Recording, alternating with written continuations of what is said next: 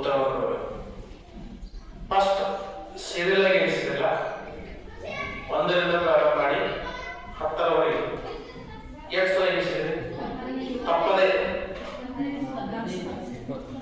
ಕೆಲವರು 30 ಸಾಲ. Very good. ಮತ್ತ 27, ಮತ್ತ 28, ಮತ್ತ ಎಷ್ಟೇ 15.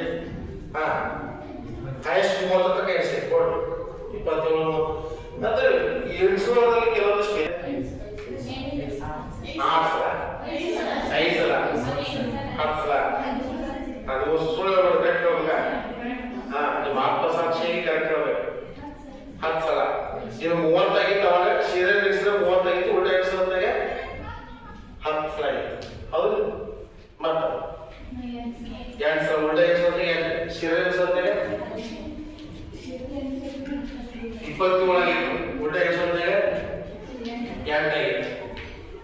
ಹಾಗಾಗಿ ಇಲ್ಲಿ ಒಂದಿಷ್ಟು ನಮ್ಗೆ ವ್ಯತ್ಯಾಸ ಕಾಣಿಸ್ಕೊಳ್ಳೋದು.